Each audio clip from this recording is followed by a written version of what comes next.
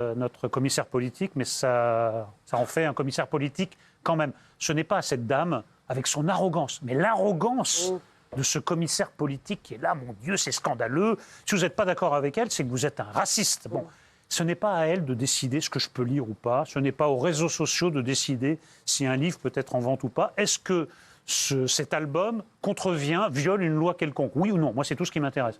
Sinon, la petite commissaire politique avec son album et ses déclarations intempestives, ça ne m'intéresse pas. Maintenant, en fait, il y a une police de la pensée qui s'introduit partout, qui s'introduit dans les librairies, qui s'introduit sur les plateaux de télévision, qui s'introduit surtout dans votre lit, c'est là où ils prennent le plus de place, qui vous interdit...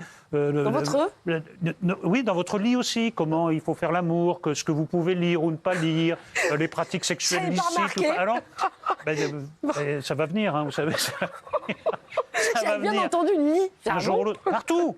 Tout doit être revu à l'aune de cette intolérance politique. Et au nom de quoi? Quel est, de la vente à cause de la quel est le statut de cette dame pour nous dire, pour interdire à des millions de Français de lire ou de ne pas lire un album? D'où vient-elle? Moi, je ne comprends pas.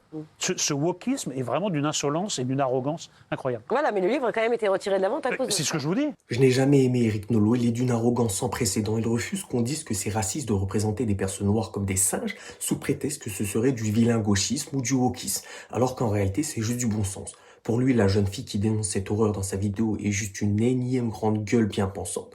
Alors je lui retourne directement son compliment. Mais dans quel monde vit-on? Si elle n'avait pas pris la parole, personne n'aurait remarqué cette représentation choquante. Qui achète encore du Spirou, franchement? Et si elle en parle, ce n'est pas pour attirer l'attention, mais parce que c'est grave et ça doit être pointé du doigt. Je voudrais tout de même rappeler à cette énergumène qui pense que véhiculer des idéologies racistes relève de la liberté d'expression que ces dessins ne sont pas normaux.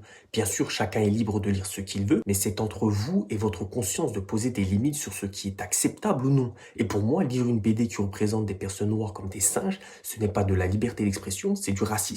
Et ça, c'est condamnable. Je comprends qu'il s'attache à la liberté, car pour lui, c'en est une d'avoir des relations professeur-élève mineurs en Bulgarie.